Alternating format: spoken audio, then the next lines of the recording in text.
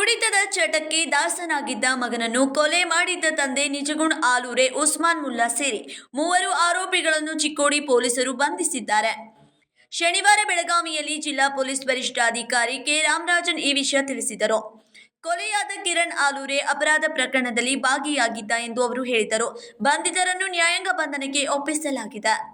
ಮಗನ ಕೊಲೆ ಮಾಡಿ ಹೃದಯಾಘಾತದಿಂದ ಸಾವು ಆಗಿದೆ ಎಂದು ನಾಟಕವಾಡಿದ್ದ ತಂದೆಯನ್ನು ಪೊಲೀಸರು ಬಂಧಿಸಿದ್ದಾರೆ.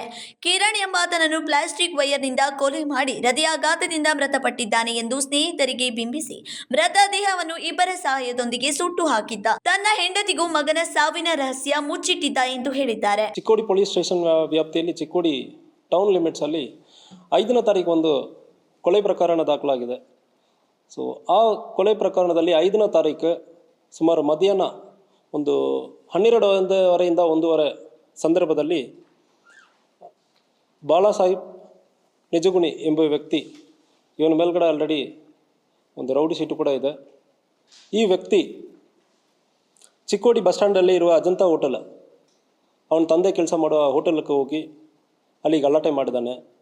ಗಲಾಟೆ ಮಾಡುವ ಸಂದರ್ಭದಲ್ಲಿ ತಂದೆ ಒಂದು ಕಟ್ಟಿಗೆ ತೊಗೊಂಡು ಹೊಡೆಯುವ ಸಂದರ್ಭದಲ್ಲಿ ಸ್ವಲ್ಪ ಅನ್ಕಾನ್ಷಿಯಸ್ ಆಗಿ ಬೀಳ್ತಾನೆ. ತಂದೆ ಮತ್ತು ಇನ್ನೂ ಇಬ್ಬರು, ತಂದೆ ನಿಜಗುಣಿ, ಇನ್ನೂ ಒಬ್ಬರು ಉಸ್ಮಾನ್ ಎಂಬ ವ್ಯಕ್ತಿ ಮತ್ತು ವಿನಾಯಕ್, ಈ 3 ಜನ ಸೇರಿಕೊಂಡು ಒಂದು ಗ್ರ್ಯಾಂಡ್ ವಿಟಾರಾ ಕಾರಲ್ಲಿ ಅಲ್ಲಿಂದ ಅಲ್ಲಿಂದ ಅನ್ಕಾನ್ಷಿಯಸ್ ಆಗಿ ಬಿದ್ದಿರುವವನನ್ನು owner, hotel Ajanta hotel owner ಆ ಮನೆಗೆ ಕರ್ಕೊಂಡು ಹೋಗ್ತಾರೆ.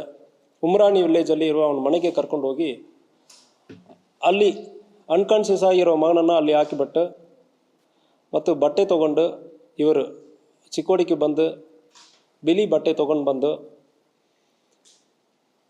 ಹೋಗಿ ಮತ್ತು ಅದು ಪೋಸ್ಟ್ಮಾರ್ಟಮ್ ಮಾಡಿರುವಾಗ ಹೆಂಗೆ ತೋರ್ಸೋಕ್ಕಾಗುತ್ತದೋ ಅದೇ ರೀತಿಯಲ್ಲಿ ಆ ಬಾಡಿಯನ್ನು ಸುತ್ತಾಕಿ ಆ ಸಂದರ್ಭದಲ್ಲಿ ಬಾಡಿ ಸುತ್ತೋದಕ್ಕೆ ಮುಂಚೆ ಅನ್ಕಾನ್ಷಿಯಸ್ ಆಗಿರೋನನ್ನು ನಿಜಗುಣಿ ಸ್ವಂತ ತಂದೆನೇ ಒಂದು ವಯರಲ್ಲಿ ಕುತ್ತಿಗೆಗೆ ಹಾಕಿ ಟೈಟ್ ಮಾಡ್ತಾನೆ, ಸ್ಟ್ರಾಂಗ್ಯುಲೇಟ್ ಮಾಡ್ತಾನೆ.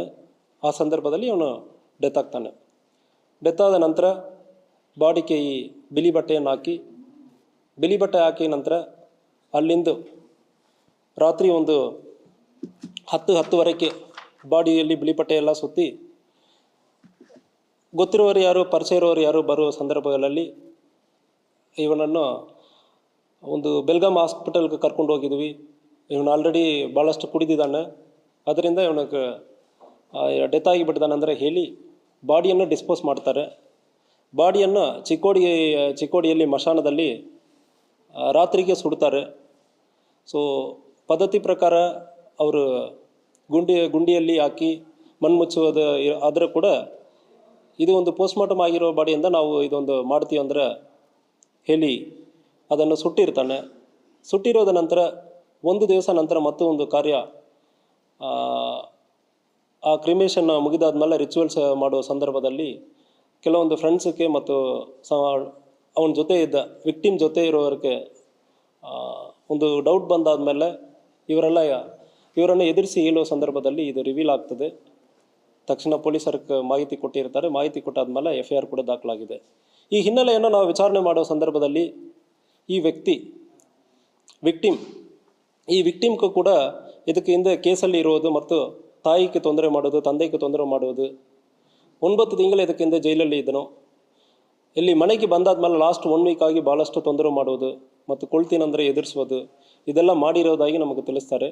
ಸೊ ಇವನು ಕಾಟ ಸಾಲದೆ ಇವತ್ತು ಒಂದು ತಂದೆನೇ ಒಂದು ಮಗನಿಗೆ ಇಂಥ ಒಂದು ಸ್ಟ್ರಾಂಗ್ಯುಲೇಟ್ ಮಾಡಿ ಸಾಯಿಸಿರೋ ಒಂದು ವಿಚಾರ ಕಂಡು ಬಂದಿದೆ. ಮುಂದಿನ ತನಿಖೆ ನಡೀತಾ ಇದೆ, ಎವಿಡೆನ್ಸ್ ಎಲ್ಲ ಕಲೆಕ್ಟ್ ಮಾಡ್ತಾ ಇದ್ದೀವಿ.